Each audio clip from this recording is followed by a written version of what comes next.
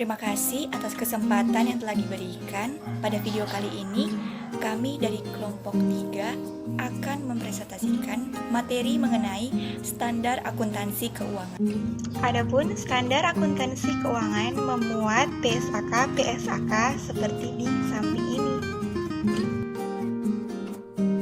Standar akuntansi keuangan itu sendiri memuat sebanyak 43 PSAK.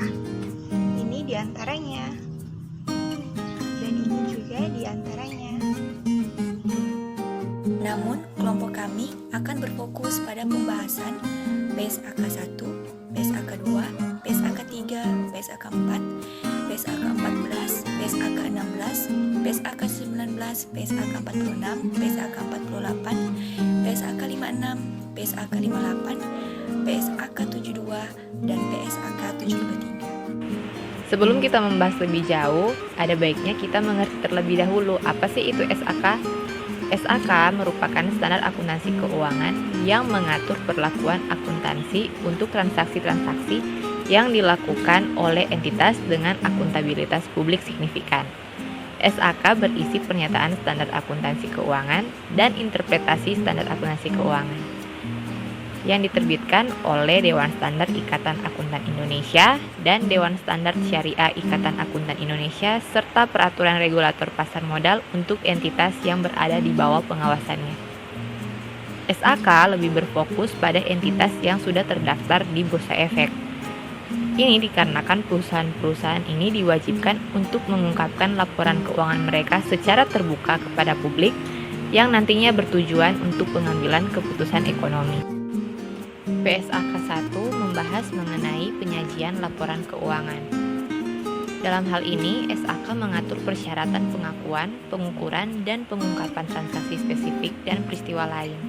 Namun, pernyataan tersebut menggunakan terminologi yang cocok bagi entitas yang berorientasi laba, termasuk bisnis sektor publik. Jika ada entitas nirlaba di sektor swasta yang menggunakan pernyataan tersebut, maka perlu dilakukan penyesuaian deskripsi yang digunakan untuk beberapa pos di dalam laporan keuangan. Laporan keuangan sendiri ialah suatu penyajian terstruktur dari posisi keuangan dan kinerja keuangan suatu entitas. Tujuan dari laporan keuangan adalah untuk memberikan informasi mengenai posisi keuangan, kinerja keuangan, arus kas entitas yang nantinya bermanfaat bagi sebagian besar pengguna laporan keuangan dalam pembuatan keputusan ekonomi serta menunjukkan hasil pertanggungjawaban manajemen atas penggunaan sumber daya yang dipercayakan kepada mereka. PSAK 2 Laporan Arus Kas. Manfaat informasi arus kas. Yang pertama, dapat menyediakan informasi yang memungkinkan pengguna untuk mengevaluasi perubahan dalam aset neto entitas, struktur keuangannya, termasuk likuiditas dan solvabilitas. Yang kedua, mempengaruhi jumlah serta waktu arus kas dalam rangka penyesuaian terhadap keadaan dan peluang yang berubah. Definisi yang pertama, aktivitas investasi yaitu perolehan dan perepatan aset jangka panjang serta investasi lain yang tidak termasuk secara kas. Yang kedua, aktivitas operasi yaitu aktivitas penghasil utama pendapatan entitas dan aktivitas lain yang bukan merupakan aktivitas investasi dan aktivitas pendanaan. Yang ketiga, aktivitas pendanaan yaitu aktivitas yang mengakibatkan perubahan dalam jumlah serta komposisi kontribusi ekuitas dan pinjaman entitas. Yang keempat, arus kas yaitu arus masuk dan arus keluar kas dan setara kas. Laporan keuangan interim merupakan laporan keuangan yang berisi laporan keuangan lengkap seperti yang dideskripsikan di PSAK 1, penyajian laporan keuangan atau laporan keuangan ringkas seperti yang dideskripsikan di pernyataan ini untuk suatu periode interim. Laporan keuangan tersendiri adalah laporan keuangan yang disediakan oleh entitas induk, yaitu investor yang memiliki pengendalian atas entitas anak yang mencatat investasi pada entitas anak, entitas asosiasi dan ventura bersama berdasarkan biaya perolehan atau sesuai dengan PSAK 55 instrumen keuangan, yaitu pengakuan dan pengukuran. PSAK 3 Laporan Keuangan Interim. Laporan keuangan interim minimum mencakup komponen berikut. Yang pertama, laporan posisi keuangan ringkas. Yang kedua, laporan laba rugi dan penghasilan komprehensif lain, ringkas baik digabung maupun dipisah. Yang ketiga, laporan perubahan ekuitas ringkas. Yang keempat, laporan arus kas ringkas. Dan yang kelima, catatan penjelasan tertentu. PSAK 4, laporan keuangan tersendiri. Jika entitas induk menyusun laporan keuangan tersendiri, maka entitas induk tersebut mencatat investasi pada entitas anak, ventura bersama, dan entitas asosiasi pada yang pertama biaya perolehan atau yang kedua sesuai PSAK 55, instrumen keuangan yaitu pengakuan dan pengukuran. PSAK 14 yaitu persediaan. Persediaan adalah aset. Yang pertama tersedia untuk dijual dalam kegiatan usaha biasa. Yang kedua dalam proses produksi untuk penjualan tersebut atau dalam bentuk bahan atau perlengkapan untuk digunakan dalam proses produksi atau pemberian jasa. Tujuan dari PSAK 14 yaitu untuk mengatur perlakuan akuntansi untuk persediaan. Permasalahan pokok dalam akuntansi persediaan adalah penentuan jumlah biaya yang diakui sebagai aset dan perlakuan akuntansi selanjutnya atas aset tersebut sampai pendapatan diakui. Pernyataan ini menyediakan dalam menentukan biaya, pengakuan biaya, nilai realisasi, neto, dan rumus biaya. Selanjutnya yaitu PSAK 16 yang membahas mengenai aset tetap. Aset tetap adalah aset berwujud yang dimiliki untuk digunakan dalam produksi atau penyediaan barang atau jasa untuk direntalkan kepada pihak lain atau untuk tujuan administratif. Yang kedua diperkirakan untuk digunakan selama lebih dari satu periode. Selanjutnya pengakuan.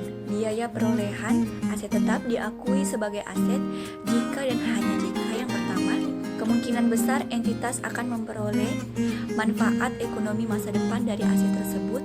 Yang kedua, biaya perolehan dapat ditukar secara andal. Selanjutnya, PSAK 19 membahas mengenai aset tidak berwujud. Kriteria definisi aset tidak berwujud yang pertama, keteridentifikasian, yang kedua, keterkendalian sumber daya, dan yang terakhir tidak memiliki wujud fisik. Klasifikasi aset tidak berwujud yaitu nama merek, kepala surat kabar dan judul publisitas, piranti lunak komputer, lisensi dan waralaba, hak cipta, paten dan hak kekayaan intelektual industri lainnya, hak operasional dan penyediaan jasa lainnya. Yang terakhir, resep, formula, model, desain dan prototipe. Selanjutnya PSAK 46 pajak penghasilan.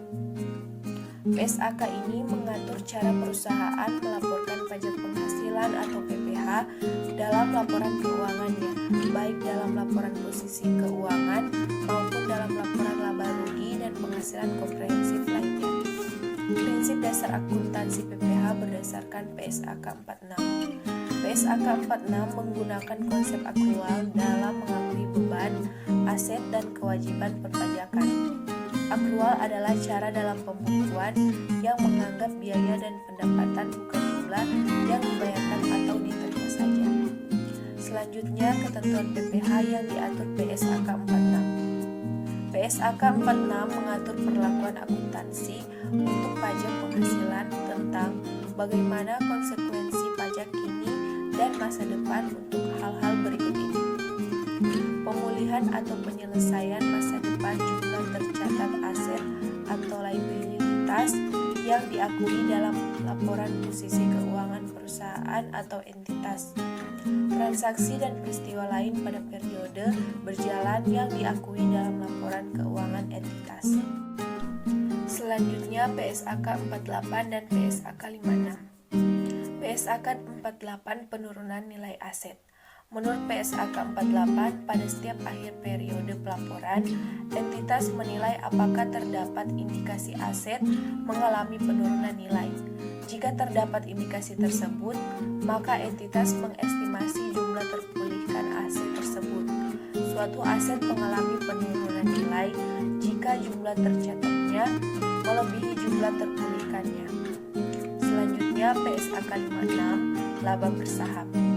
Tujuan dari PSAK ini yaitu untuk menetapkan prinsip penentuan dan penyajian laba bersaham, sehingga sehingga dapat meningkatkan daya banding kinerja antar entitas yang berbeda pada periode pelaporan yang sama dan antar periode yang berbeda untuk entitas yang sama. SAK 58. Aset tidak yang dimiliki untuk dijual dan operasi yang dihentikan. SAK 58 berlaku untuk semua aset tidak lancar yang diakui, baik aset individu maupun sekelompok aset tidak lancar atau kelompok lepasan. Namun persyaratan pengukuran SAK 58 hanya berlaku untuk aset tidak lancar selain dari aset pajak tangguhan berdasarkan SAK 46 pajak penghasilan, aset yang muncul dari imbalan kerja berdasarkan SAK 24 imbalan kerja, aset keuangan yang diatur dalam SAK 55 instrumen keuangan yaitu pengakuan dan pengukuran, investasi properti yang diperuntukkan dengan menggunakan modal wajar berdasarkan SAK 13, properti investasi, dan hak kontraktual dalam kontrak asuransi yang didefinisikan dalam SAK 62 kontrak asuransi. Pendapatan dari kontrak dengan pelanggan.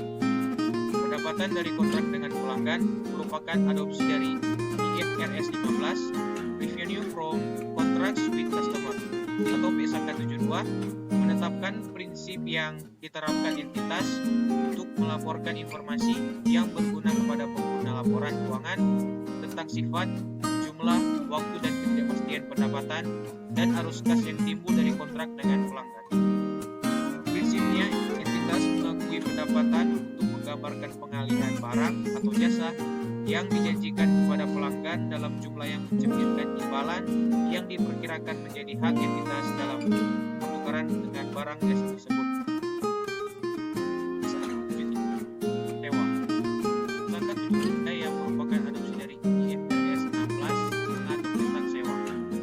SAK ini akan menggantikan beberapa standar, diantaranya SAK 30 tentang sewa, ISAK 23 tentang sewa operasi, dan ISAK 25 tentang hak atas tanah.